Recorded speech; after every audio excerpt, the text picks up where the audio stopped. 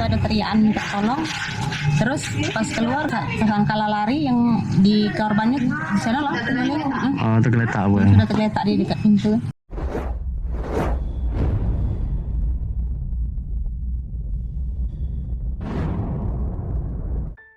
Assalamualaikum, apa kabar semuanya hari ini? Semoga semua dalam keadaan sehat dan bahagia selalu ya. Terima kasih yang sudah klik dan nonton video ini. 2 bulan sudah Lydia Christina bekerja mencari rezeki di Batam. Tepatnya setelah sang suami menjatuhkan talak padanya. Lydia memilih pergi meninggalkan rumah untuk mengobati luka hatinya, sekaligus bekerja demi menyambung hidup. Lydia Christina adalah seorang wanita cantik berusia 22 tahun, warga Jalan Anggrek RT 1 RW 2, Kelurahan Anak Petai, Kecamatan Prabu Mulih Utara, Kota Prabu Mulih. Lydia dulu menikah muda ya, saat ia masih berusia 17 tahun dengan pria pilihannya, yakni sang kekasih Sandra Saputra alias Chandra, yang ketika itu berusia 23 tahun atau selisih 6 tahun lebih tua dari Lydia. Namun pernikahannya dulu sempat ditentang oleh keluarga Lydia. Bukan alasan usia yang membuat orang tua Lydia menentang, tapi lantaran sosok Chandra oleh warga sekitarnya sudah dikenal sebagai pemuda yang suka mabuk dan pemakai narkop jenis sabu. Ya, namanya orang tua siapa yang gak khawatir ya. Tentu juga ingin yang terbaik untuk anak gadisnya. Apalagi Lydia memiliki paras yang cantik. Orang tuanya berharap kalaupun harus nikah muda, setidaknya dengan pria yang lebih baik dari Chandra. Tapi nasihat demi nasihat rupanya tak mempan ya. Entah bagaimana cara Chandra merayu dan meyakinkan Lydia, yang pasti Lydia akhirnya tetap kekeh ingin nekat nikah dengan Chandra. Dengan janji setelah nikah, Chandra akan mengurangi pakai narkop katanya. Sandra Saputra alias Chandra ini merupakan warga desa Sukacinta, Kecamatan Sungai Rotan, Kabupaten Muara Enim. Tapi ia bekerja di perusahaan kelapa sawit di Kabupaten Ogan Ilir. Tapi setelah menikah nyatanya impian indah dalam bayangan Lydia ini perlahan sirna ya, karena tak sesuai kenyataan. Beberapa bulan setelah menikah, dan Lydia pun mulai mengandung anak mereka. Perangai buruk Chandra pun semakin kelihatan. Suaminya itu sering mabuk, tetap sering nyabu, bahkan mulai main perempuan. Pernikahan yang baru seumur jagung tersebut mulai sering diwarnai cekcok yang disebabkan oleh Chandra si suami yang terus berulah. Tak cukup sampai di situ. Saat bertengkar Chandra bahkan sudah berani main tangan, alias KDRT terhadap Lydia. Istri yang katanya sangat dicintai itu kerap mendapat perlakuan kasar dari Chandra. Tapi setelahnya mereka akan baikan, mesra lagi, bertengkar lagi dengan masalah yang itu-itu saja. Begitu terus hingga sang anak pun semakin besar. Hingga tiba pada akhir April 2025 pertengkaran hebat terjadi lagi antara Lydia dengan Chandra. Tapi kali ini Chandra menuduh istrinya itu punya pria idaman lain alias menuduh istrinya punya selingkuhan meskipun belum terbukti. Hanya saja cekcok kali ini rupanya lebih dahsyat ya dari sebelum-sebelumnya, yang mana Chandra saking emosinya lalu menjatuhkan talak 3 kepada Lydia istrinya. Tapi Lydia yang juga sudah lelah dan tak tahan dengan kelakuan suaminya itu justru merasa lega. Meskipun ada rasa sedih mengingat anaknya yang masih kecil, tapi Lydia bertekad ingin bercerai saja. Beberapa hari setelah talak itu Lydia memutuskan untuk merantau ke Batam. Ia ingin menenangkan diri sekalian bekerja di sana, sementara anaknya dirawat oleh neneknya di kawasan Kampung Prabu Mulih, Kecamatan Prabu Mulih Barat. Waktu pun bergulir, tak terasa 2 bulan sudah suami istri ini pisah ranjang. Rupanya Chandra si suami mulai menyesali keputusannya menalak Lydia. Ketika itu entah sadar atau karena pengaruh narkop, intinya Chandra menyesal. Ia yang sebenarnya masih mencintai Lydia ingin memperbaiki kesalahan-kesalahan dan ingin rujuk kembali. Tapi awalnya Chandra tak punya alasan untuk membuat Lydia mau kembali padanya. Apalagi ia tahu istrinya itu sudah pergi ke Batam. Maka mulailah Chandra mencari cara agar Lydia ini mau kembali pulang ke Prabu Mulih. Nah kebetulan tak lama lagi sang anak akan ulang tahun yang kelima, tepatnya pada tanggal 7 Juli 2025. Dan rencananya sebelum hari ulang tahunnya itu sang anak akan dihitan yang akan diadakan pada tanggal 3 Julinya. Menurut Chandra, sepertinya inilah saat dan alasan yang tepat untuk membuat Lydia pulang. Karena itu pada akhir Juni 2025 mulailah Chandra menghubungi Lydia ya, merayu agar mau pulang lagi ke Prabu Mulih dengan alasan demi anak mereka yang akan dihitan dan akan ulang tahun tak lama lagi. Singkat cerita Lydia pun akhirnya luluh demi sang anak ia mau pulang dulu. Namun rupanya ada niat lain dari kepulangan Lydia ini yang tidak diketahui oleh Chandra. Lydia berencana akan sekalian mengurus perceraian dan akan membawa anaknya ikut bersamanya kembali ke Batam nantinya.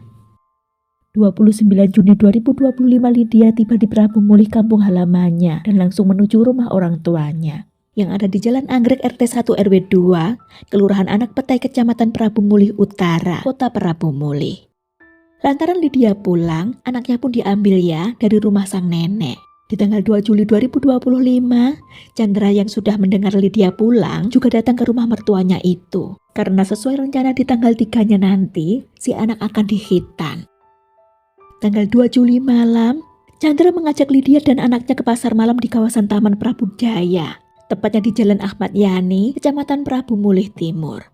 Lagi-lagi demi menyenangkan anak, Lydia tak menolak. Tapi ia tetap jaga jarak ya dengan Chandra karena meskipun belum resmi cerai secara hukum, namun ia sudah ditalak secara agama oleh Chandra.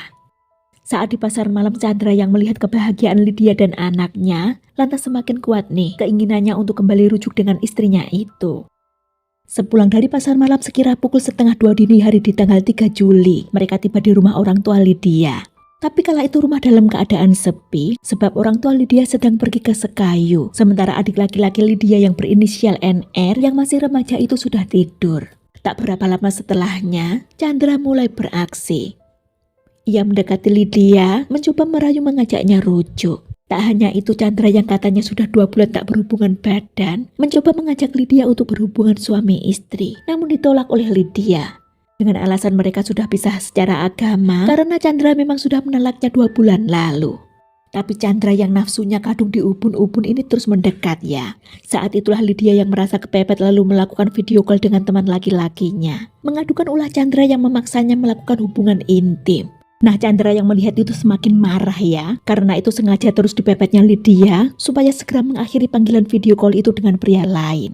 Sedangkan Lydia yang marah tapi juga takut lalu membangunkan adik laki-lakinya NR yang sedang tidur, bermaksud meminta adiknya agar mengantarnya ke rumah neneknya di kampung Prabu Mulih karena ingin menginap di sana. Ketika si adik NR akan mengeluarkan motor, Chandra ini berjalan ke arah dapur mengambil parang di belakang pintu dapur yang biasa digunakan oleh bapak mertuanya untuk panen sawit. Lalu tanpa banyak kata parang tersebut ditebaskannya ke arah Lydia yang mengenai pipi dan ke lehernya beberapa kali hingga nyaris terputus. Yang tentu saja langsung membuat ibu muda cantik itu terkapar tewas bersimbah darah. NR si adik yang melihat itu bermaksud menolong kakaknya ya. Tapi Chandra yang sudah kesetanan juga menyabetkan parang di tangannya kepada NR. Saat mencoba menangkis serangan Chandra, tangan kiri remaja itu malah terkena sabetan parang hingga putus. Belum puas, Chandra juga mengarahkan parangnya ke leher NR hingga membuatnya terluka. Tetangga sekitar yang mendengar keributan dari rumah itu berdatangan ya, yang seketika dini hari itu pun menjadi gempar. Tetangga yang masuk rumah ikut histeris saat melihat Lydia sudah tak bernyawa bersimbah darah dengan leher nyaris putus. Juga NR adik laki-laki Lydia yang terluka parah serta luka menganga di lehernya. NR yang terluka parah dilarikan ke rumah sakit Pertamina Prabu Mulih untuk mendapat perawatan, sementara jenazah Lydia dievakuasi guna dilakukan visum. Chandra yang panik takut diamuk warga segera kabur dengan motor menuju rumah pamannya yang bernama Meran di Kelurahan Muara Sungai, Kecamatan Cambai, Prabu Mulih. Tapi naas, Chandra mengalami kecelakaan tunggal yang membuat kakinya luka-luka, tapi ia tetap nekat melanjutkan perjalanan. Dan setibanya di sana ia jujur mengatakan perbuatannya yang baru saja menghabisi istri dan melukai adik iparnya. Pamannya segera menasihati agar Chandra menyerahkan diri saja ke polisi dan mempertanggungjawabkan perbuatannya. Sekitar pukul 4:30 subuh, Chandra segera diantar pamannya menyerahkan diri ke Polsek Cambai. Paginya dilimpahkan ke Polres Prabu Mulih. Chandra di hadapan penyidik tak menunjukkan penyesalan ya. Ia hanya tertunduk, mengatakan emosi saat melihat istri yang baru 2 bulan ditalaknya ternyata sudah punya pacar baru. Ia cemburu sekaligus marah, apalagi ketika istrinya itu menolak diajak hubungan badan dan malah video callan dengan pria lain yang menurut Chandra itulah pacar baru istrinya. Kepada penyidik, Chandra pun mengakui jika ia memang sudah pakai narkop jenis sabu sejak masih bujangan. Semua keluarganya maupun keluarga istrinya sudah tahu terkait kebiasaannya tersebut.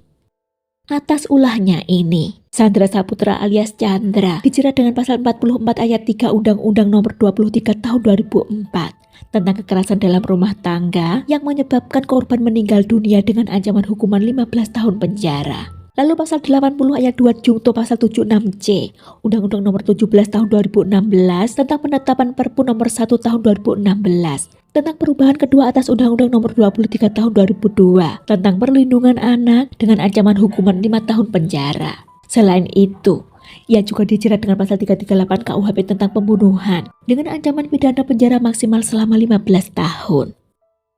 Rasa cemburu dan emosi membuat pelaku ini ngamuk membabi buta ya, hingga ia lupa bagaimana nasib sang anak kelak. Bocah laki-laki yang akan ulang tahun kelima itu justru melihat ibunya tewas setelah dihabisi sang ayah, tepat di hari ia akan dikhitan. Semoga sang anak tidak trauma ya, dan kelak bisa tumbuh menjadi anak yang sehat, pintar, dan sukses dunia akhirat. Juga untuk korban, semoga tenang di sana, diampuni dosa kesalahannya, serta diterima amal ibadahnya. Sekian kisah ini, terima kasih waktunya. Jaga diri ya semuanya. Wassalamualaikum warahmatullahi wabarakatuh. See you.